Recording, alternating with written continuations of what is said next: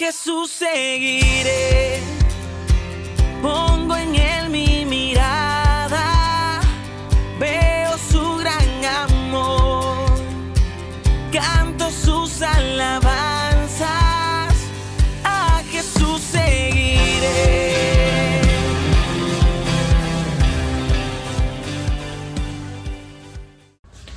Buenos días, hermanos, ¿cómo están? Hoy una mañana más, ya estamos 1 de julio y qué bueno estar acá otra vez reunidos para seguir compartiendo y conociendo más de la palabra de Dios.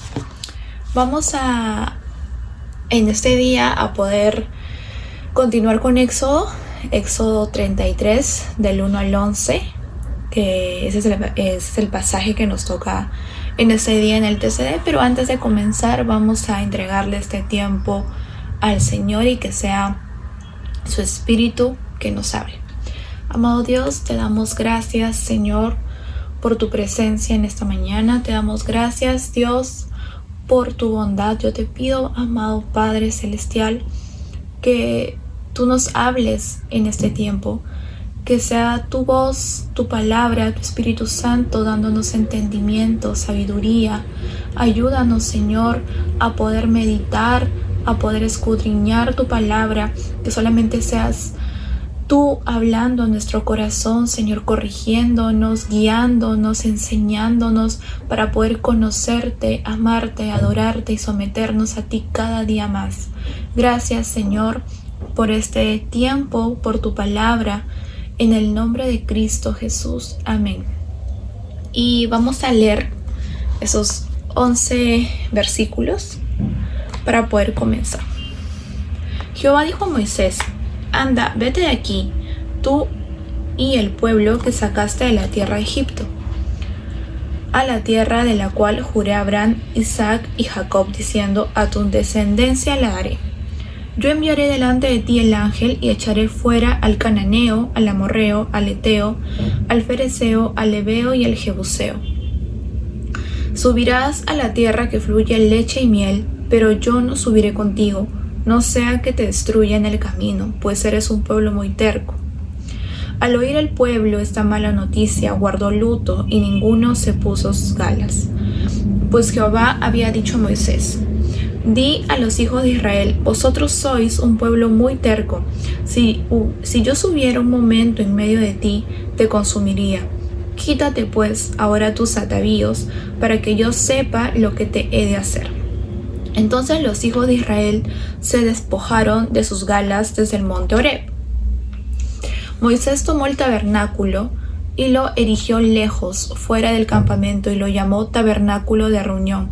Y cualquiera que buscaba a Jehová salía al tabernáculo de reunión que estaba fuera del campamento. Y sucedía que cuando salía Moisés al tabernáculo, todo el pueblo se levantaba y se quedaba en pie a la entrada de su tienda, con la mirada puesta en Moisés hasta que él entraba en el tabernáculo. Cuando Moisés entraba en el tabernáculo, la columna de nube descendía y se ponía a la puerta del tabernáculo, y Jehová hablaba con Moisés. Cuando el pueblo veía que la columna de nube se detenía a la entrada del tabernáculo, se levantaba, cada uno a la entrada de su tienda, y adoraba. Jehová hablaba con Moisés cara a cara, como habla cualquiera con su compañero. Luego Moisés volvía al campamento, pero el joven Josué, hijo de Nun, su servidor, nunca se apartaba de en medio del tabernáculo. Wow. Este pasaje nos habla, más o menos trata de las consecuencias de la idolatría de Israel, ¿no? El gran pecado que cometió Israel, que es la continuación del día de ayer, que vemos que Israel pues empieza a hacer su becerro y baja Moisés y se enoja el Señor, y el Señor toma esta determinación, ¿no? Que yo resalto aquí 3 partes importantes que llamaron mi atención, y uno es la ausencia de la presencia de Dios, ¿no? Dice que aquí el Señor le dice a Moisés que no va a ir él, que enviará un ángel, pero que va a seguir cumpliendo su promesa, ¿no? Que va a darle los pueblos que les había prometido, también los dejará entrar a la tierra donde fluye leche y miel, pero hay un detalle y que el Señor no va a ir. Dice que no, porque el Señor conoce a su gente, conoce a su pueblo y sabe que es un pueblo de dura cerviz, que es un pueblo muy terco, muy obstinado, y que si ellos vuelven a cometer otra vez este tipo de actos que al Señor obviamente no le agradan, entonces Él podría eliminarlos, ¿no? Podría matarlos. Entonces el Señor conoce el corazón de su pueblo y sabe que tiende a desviarse, ¿no? Al igual que el Señor conoce nuestro corazón, y de la misma manera de lo que nada es oculto delante de Él, sabe que nosotros tendemos a hacer lo malo y a poder desviarnos del camino correcto de Él. Y es por eso que Él decide que no los va a acompañar, que va a ir un ángel, su ángel, y que los va a acompañar en el trayecto. Y eso es una muestra de misericordia de parte de Dios, porque Él bien puede decir, ¿sabes qué? Moisés, el pueblo no entra más, ustedes vean lo que hacen, o de frente, ¿no? Los hubiera fulminado, porque Dios es poderoso para hacerlo, y con solo una palabra Él hace y deshace. Pero Dios muestra una vez más misericordia por este pueblo al concederles la guía de un ángel. Y no solamente eso, sino que les promete la victoria, ¿no? Les promete la victoria sobre estos pueblos que se iban a presentar delante de ellos. Es como que les da un premio consuelo, ¿no? Es un premio consuelo, un plan B. Pero obviamente esto no reemplaza a la presencia de Dios que originalmente iba a ir. El Señor les había prometido su presencia, pero no iba a ir. Entonces Israel, en este tiempo, en estos instantes, ¿no? Yo creo que se hubiera dado cuenta, o se da cuenta de que la presencia de Dios pues es irreemplazable. No, nada puede suplantar la presencia de Dios para ellos, como en este tiempo tampoco nada puede reemplazar la presencia de Dios en nuestras vidas, porque eso es lo que nos distingue, ¿no? Como cristianos, el Espíritu Santo que se nos ha dado y que mora en nosotros, y no hay nada que supla la ausencia de Dios. ¿Cómo nos sentimos nosotros cuando nos damos cuenta? Porque el Espíritu siempre está alertándonos y advirtiéndonos, ¿no? Que estamos andando quizás sin la presencia de Dios en algún momento de nuestra vida, ¿no? En algún momento de nuestro caminar cristiano nos sentimos apartados o nos desanimamos o hemos hecho algo en lo cual la presencia de Dios pues no está acompañándonos, ¿no? Su Espíritu Santo, que hemos contristado al Espíritu Santo. Y imaginemos un día así, ¿no? Nuestro caminar sin la compañía del Señor probablemente era nuestra antigua manera de vivir, lejos de la presencia de Dios, en tinieblas, en oscuridad, en nuestros propios caminos. Qué triste, ¿no? Qué triste, qué vacía era nuestra vida en esas circunstancias. Gracias al Señor que Él nos encontró, que Él nos llamó, y ahora caminamos bajo su presencia, bajo su guía. Podemos tener esa guía de su Espíritu Santo en la palabra. Y qué bueno es el Señor al darnos su presencia, pero en este tiempo pues el Señor les decía, no voy a ir con ustedes, simplemente ustedes vayan, tienen mis bendiciones, pero no tenían al Dios de las bendiciones, ¿no? Y yo creo que nadie desea eso, ¿no? Necesitamos al Señor en todo tiempo en nuestra vida. Y a Israel se dio cuenta de este detalle pequeño, pero súper significativo, obviamente. Y otra parte más adelante dice que el pueblo se vistió de luto, ¿no? El Señor les dice que se quiten sus joyas, y ninguno de ellos se puso de gala, ¿no? Supuestamente iban a entrar a la tierra prometida, tenían la victoria, pero qué triste, ¿no? Es poder, por ejemplo, ir a una boda y no vestirte de gala, ¿no? O estar en una fiesta importante y estar con tu pijama, por ejemplo, ¿no? Ellos también, pero en este caso era necesario, porque dice que acá el pueblo había recibido una mala noticia, ¿no? Y obviamente la ausencia de la presencia de Dios es una mala noticia, tanto para Israel como para nosotros en cualquier momento, ¿no? ¿Y qué pasa con Israel después de escuchar esta mala noticia? Dice que se humilla, ¿no? Se humilla, se pone triste, se despoja de sus galas y todo. Y ocurre algo en el corazón de este pueblo, ¿no? Un arrepentimiento genuino en su corazón que los lleva a vestirse de luto, a despojarse de sus joyas y a darse cuenta, obviamente, que ofendieron al Señor, ¿no? Cuando también nosotros nos damos cuenta de nuestros pecados, nos damos cuenta de que hemos ofendido al Señor, de que hemos hecho lo malo delante de Él, hay tristeza en nuestro corazón. Obviamente nadie está gozoso cuando comete algo malo, se da cuenta que ha pecado contra el Señor. Y también ocurre un arrepentimiento genuino, ¿no? Vamos y le pedimos perdón al Señor, y gracias a esa humillación que tuvo el pueblo de Israel, el Señor vuelve a tener misericordia con ellos, ¿no? Como lo vamos a ver más adelante.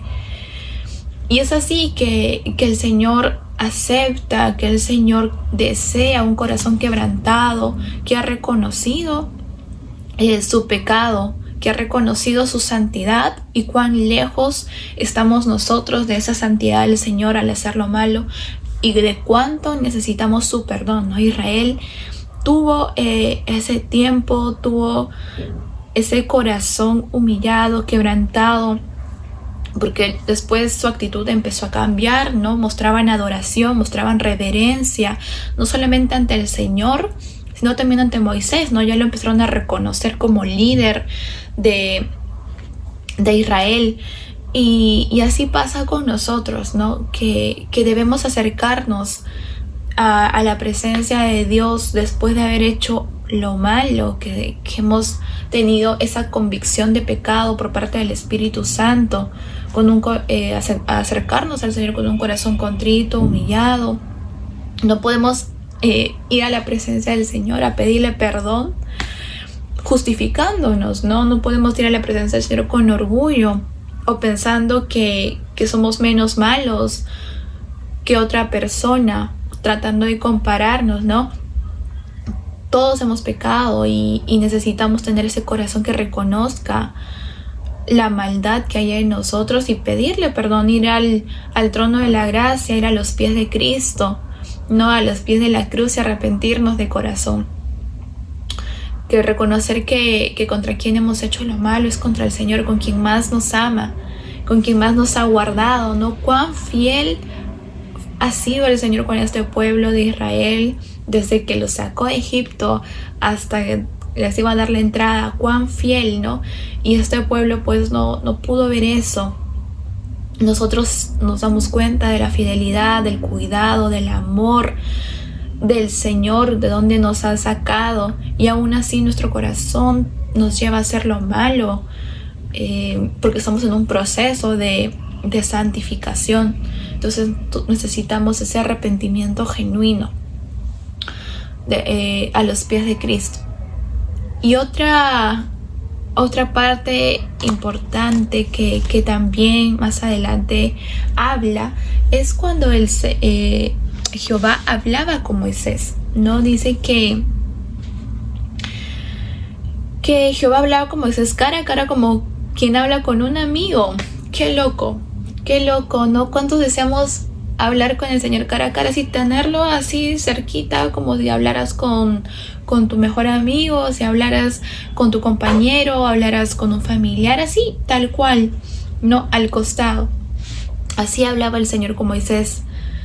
Qué privilegio que tenía Moisés en ese tiempo, ¿no? Claro que ahora podemos también nosotros hablarle al Señor en oración. Él nos habla en su palabra, pero ahí era pues algo súper, un contacto muy muy cercano, ¿no?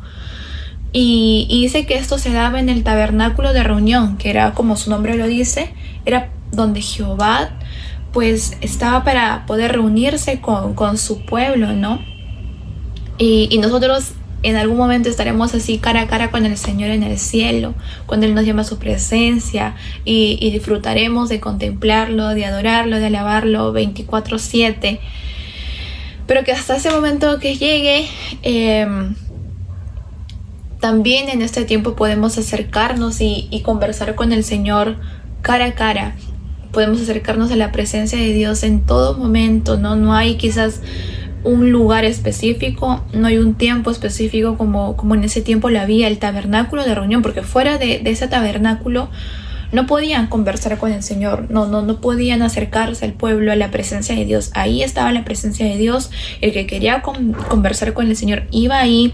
Cuando Moisés iba ahí, todo el pueblo lo contemplaba, todo el pueblo le mostraba reverencia, ¿no?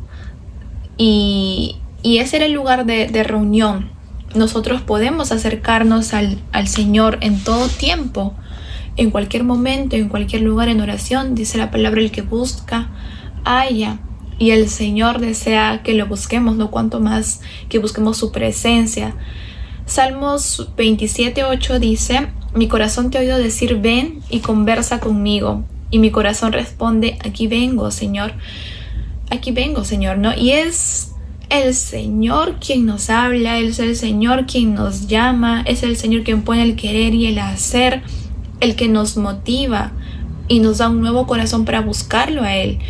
Porque de por sí de nosotros no sale, ¿no? Hay tantas cosas que están en nuestro día a día que quizás separar un tiempo para el Señor, pues algunos no hay ese momento, ¿no? Pero es el Señor que es el primero que tiene esa intención de comunicarse con nosotros. Dice: mi corazón te ha oído decir, ven. Es el Señor que nos llama a su presencia para conversar con Él, y ya está en nosotros responder a su llamado.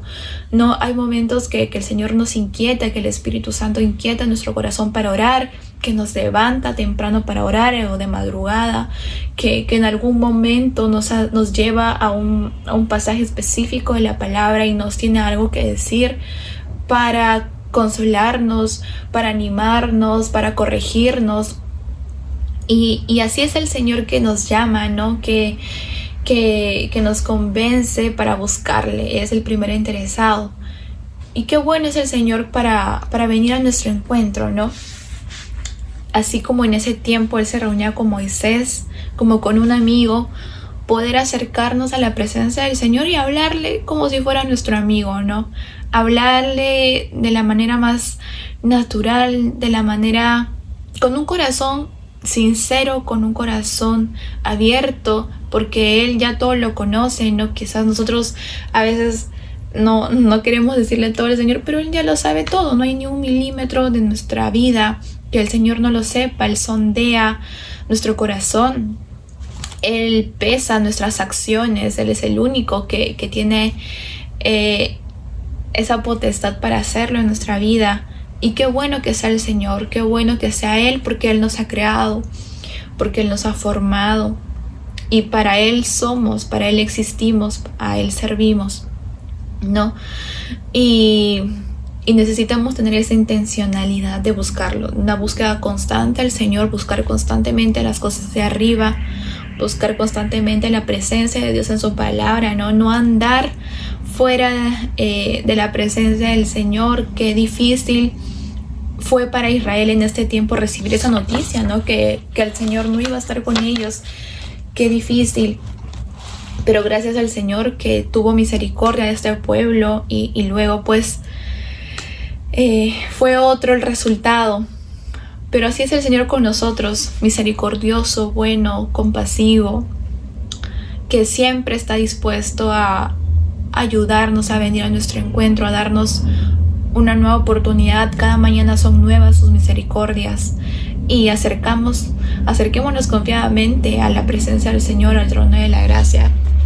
Y eso es lo que les quería compartir en esta mañana, hermanos, que la palabra del Señor pueda hacer luz en nuestra vida, podamos andar bajo su palabra, bajo su luz, podamos contemplar lo que el Señor tiene para hablarnos, lo que el Señor nos ha hablado en esta mañana a nuestro corazón, poder seguir meditando en esta palabra en el día y que sea Él que nos transforme, ¿no? De adentro hacia afuera. Y vamos a orar para terminar este tiempo. Amado Dios, yo te doy gracias, Señor, por la palabra que nos has dado. Gracias, Señor, porque viene de ti, viene de tu corazón. Dios, tú has deseado hablarnos, tú deseas que te busquemos, tú deseas tener encuentros con nosotros, Señor. Gracias, mi Dios, por tanto amor, tanta misericordia. Señor Jesús, gracias porque podemos acercarnos a tus pies con un corazón humilde, contrito y humillado, Dios. Gracias por tu presencia. Te pido que no apartes tu presencia de nuestra vida. Gracias, Señor, en el nombre de Jesús. Amén. Y bueno, hermanos, que la palabra haya sido de bendición en esta mañana. Y nos vemos la próxima semana. Dios los bendiga. A Jesús seguiré,